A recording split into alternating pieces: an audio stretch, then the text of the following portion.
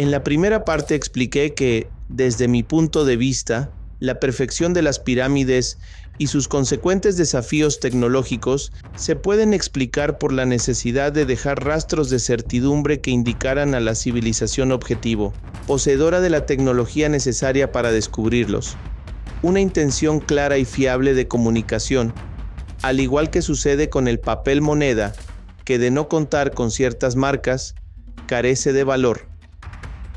Esta civilización objetivo, que poseería los conocimientos mínimos necesarios para identificar las marcas sutiles e imposibles en las pirámides, tendría a su vez la responsabilidad de descifrar el enigma y descubrir el mensaje que ellas transportarían a lo largo de miles de años. Lo que es un hecho es que la hipótesis de que semejante esfuerzo obedece simplemente al culto faraónico parece no sostenerse porque ¿qué más daba si al morir el faraón, la pirámide estaba desviada 2 centímetros hacia la derecha o hacia la izquierda? No creo que esta pequeña imperfección le impidiera al faraón regresar a volver a ser uno con el dios Ra. Por el contrario, que un lado fuera igual a otro a la décima de milímetro, nos dice que detrás había una intención de hacer funcionar algo, o demostrar de lo que eran capaces sus constructores.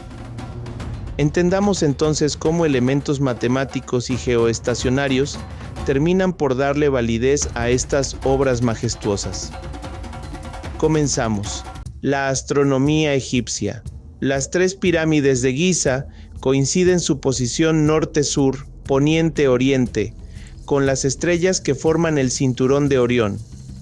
Según las conclusiones de la teoría llamada correlación de Orión de John West, Robert Bauval y Graham Hancock, las 3 pirámides de Giza, Keops, Kefren y Mykerinos, casi coinciden en posición con las estrellas Delta de Orión, Épsilon de Orión y Zeta de Orión.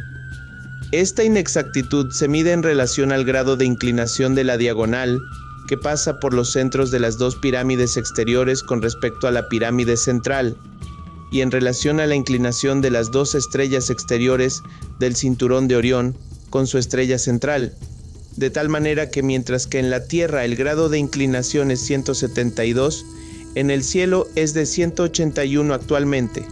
Para hacer coincidir ambas diagonales con respecto a su ángulo de inclinación, el programa Sky Global usado por Bauval y Hancock indica que esa alineación se dio en el año 10.500 a.C., es decir, hace 12.500 años.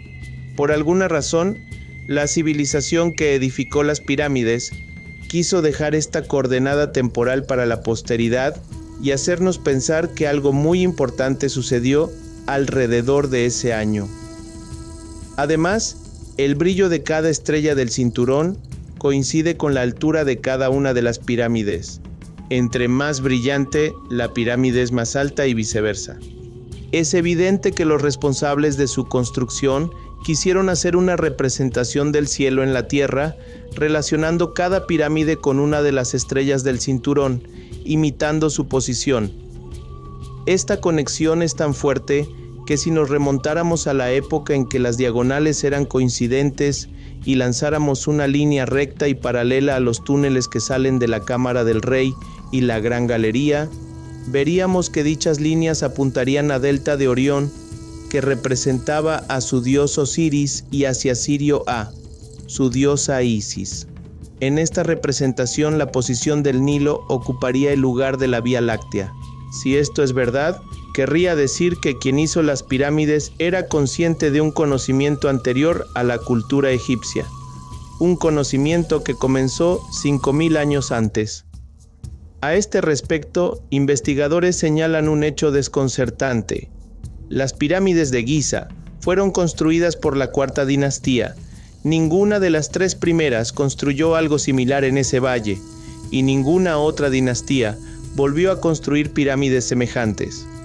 El conocimiento aparece de repente y mágicamente desaparece. Si las divinidades egipcias no son, desde el punto de vista de la ciencia moderna, otra cosa que constructos imaginarios, ¿por qué insistir con el cinturón de Orión? ¿Qué vieron en él para hacer semejante obra arquitectónica? ¿De veras era tan imperiosa la necesidad de justificar en este tipo de ingenierías la hegemonía política de las élites gobernantes? ¿Por qué se construyen durante una dinastía y luego dejan de construirse como si jamás alguien hubiera sabido cómo hacerlas? ¿Por qué esta clase de perfección? Parece un esfuerzo desmedido desde el punto de vista de las técnicas de construcción y de la dificultad para hacer coincidir con precisión milimétrica piezas de dimensiones difícilmente manejables con las herramientas de la época. Las matemáticas no mienten. Las medidas interiores de la Gran Pirámide tienen claves que no pueden deberse al azar. Que la medida de pi y el número áureo phi aparezcan constantemente nos indica que quien construyó las pirámides usó estos parámetros como eje estructural.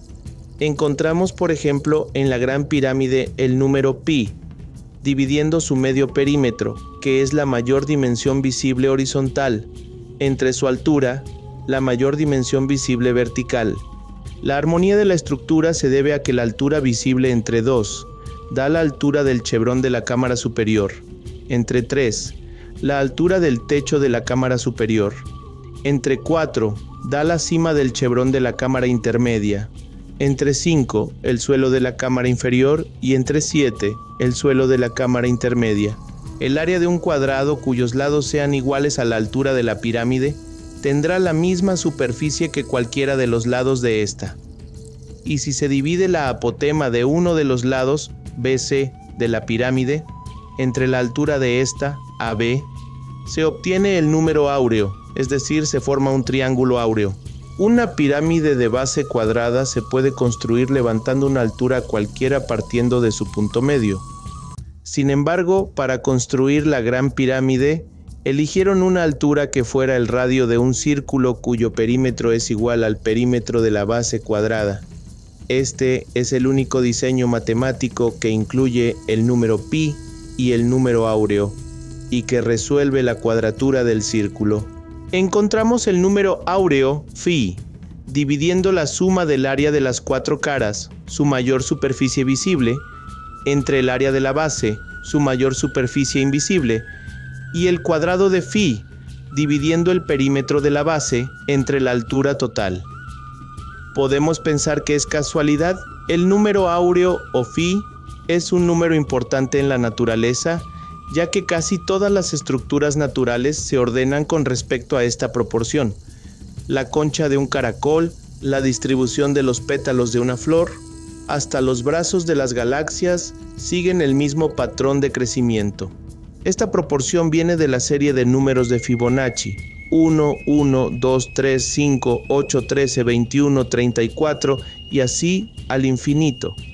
El número consecutivo es la suma de los dos anteriores.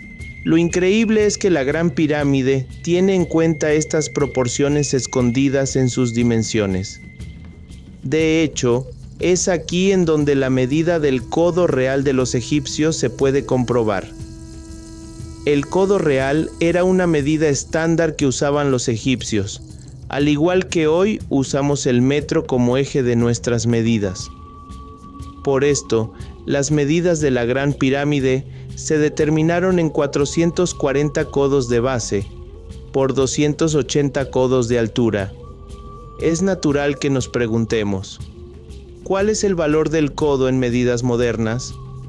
Según los egiptólogos, el codo real tiene valores poco exactos que fluctúan entre 0.52 y 0.53 metros. Algo normal si entendemos que la precisión del codo se medía con un trozo de madera, cuyas tolerancias eran bastante ambiguas. Sin embargo, esto no siempre fue así, y en 1925 se determinó, a partir de las dimensiones de la Gran Pirámide, una medida precisa a la décima de milímetro. Estos cálculos dieron como resultado 52 centímetros, 3 milímetros y 6 décimas de milímetro. Veamos cómo lo obtuvieron. Si trazamos un círculo cuyo diámetro sea 1 metro, el perímetro será pi, 3.1416, que representa su longitud. Si ahora dividimos la circunferencia en 6 partes iguales, cada una de estas partes medirá 52 centímetros 3 milímetros y 6 décimas de milímetro. Exactamente el valor del codo real, establecido en 1925. La suma de las restantes 5 partes da el número áureo phi al cuadrado. Aquí cabe preguntarnos, ¿para qué necesitaban los egipcios una precisión a la décima de milímetro? La evidencia teórica desequilibra la evidencia contextual, ya que no se han encontrado instrumentos de medición que puedan dar cuenta de la precisión del codo. Los albañiles egipcios trabajaban a ciegas al parecer. Ahora bien, hay un elemento fundamental en este galimatías matemático. En 1975 se encontró el piramidión original de la Gran Pirámide a 20 kilómetros de Giza y delante de otra pirámide. Este piramidión es su imagen a escala y quizás también su punta. Su altura es exactamente 1 metro y su base es 1.57 metros, que multiplicada por 2 es curiosamente pi en metros. ¿Será posible que esta medida sea obra del azar? Hay que decir que la versión oficial especifica que el metro se determinó conforme a la circunferencia de la Tierra en 1793 por Talleyrand.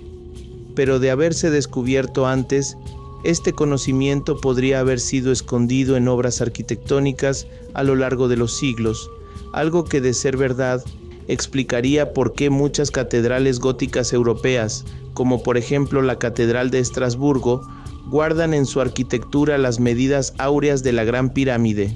No hay duda, los constructores de la Gran Pirámide conocían pi, el número áureo phi y el metro, sino cómo explicar que pi menos phi cuadrado es igual al codo egipcio. Un detalle más, que aunque anecdotario, no deja de ser relevante. Cuando restamos la medida del círculo exterior de la base de la Gran Pirámide a la medida de su círculo interior, nos arroja 299.792, un número que nos recuerda los 299.796 metros por segundo, que corresponden a la velocidad de la luz por diferencia solamente de 4 metros. Asombroso. A este respecto, y si ubicamos la Gran Pirámide de Giza en Google Maps, veremos que una de sus coordenadas es 29 grados 97.992 segundos, latitud norte. Otra vez la velocidad de la luz. Curioso. En verdad, ¿es posible que los constructores y arquitectos de la Gran Pirámide hayan elegido por casualidad estas medidas? ¿En serio? Creo que quien construyó la Gran Pirámide sabía muy bien lo que hacía, no hay duda de ello. No puedo dejar de mencionar los paralelismos que existen entre la Gran Pirámide y el planeta Tierra. Si bien dichos paralelismos pueden ser explicados como coincidencias forzadas, es notable su vecindad cuando se multiplican por factores de 10. Es como si los constructores de la Gran Pirámide hubieran querido hacer de esta un modelo a escala de la Tierra, y así dejar testimonio de que poseían también conocimientos geoespaciales, lo cual, de ser cierto, aclararía de una vez por todas que no pudieron ser los egipcios de la cuarta dinastía quienes la construyeron. Veamos, la Tierra y la Gran Pirámide. Casualmente el meridiano que pasa por la Gran Pirámide divide en 2 partes iguales sobre un planisferio el territorio habitable de la Tierra en metros cuadrados y convierte a Giza en el punto central del planeta, porque también la latitud que divide en 2 partes, ese meridiano forma las secciones A y B que se relacionan entre sí con respecto al número áureo. La circunferencia que deriva de trazar un círculo cuyo radio es la altura de la Gran Pirámide da un perímetro de 920 metros, que multiplicado por 1.000 millones da casi la longitud de la órbita que efectúa la Tierra alrededor del Sol, que es de 930 millones de kilómetros. La altura de la Gran Pirámide mide 146 metros. Si a esto lo multiplicamos por 1.000 millones, nos da la distancia promedio de la Tierra al Sol, que es de 150 millones de kilómetros aproximadamente. El peso aproximado de la pirámide es de 5.750 millones de toneladas. Si multiplicamos esto por 1.000.000, obtenemos el valor del peso de la Tierra, que es de aproximadamente 5.775 trillones de toneladas. La superficie de la base es de 53 kilómetros cuadrados. Si multiplicamos esto por 10 millones, obtenemos la superficie de la Tierra, que es de 520 millones de kilómetros cuadrados aproximadamente.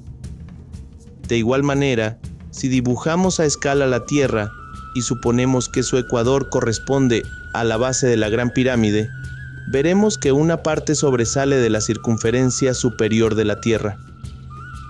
Si trazamos un círculo cuyo radio vaya de la punta de la pirámide hasta el punto en donde comienza la superficie de la Tierra, obtendremos una circunferencia a tamaño escala de la Luna. Por si fuera poco, la Gran Pirámide está perfectamente orientada hacia los 4 puntos cardinales de la Tierra.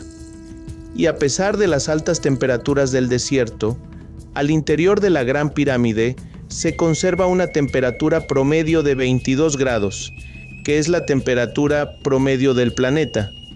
Al parecer, la Gran Pirámide es un modelo geodésico de la Tierra. Sus constructores no solo conocían las matemáticas y la geometría, también estaban al tanto de las dimensiones del planeta y, al parecer, también de su posición estelar.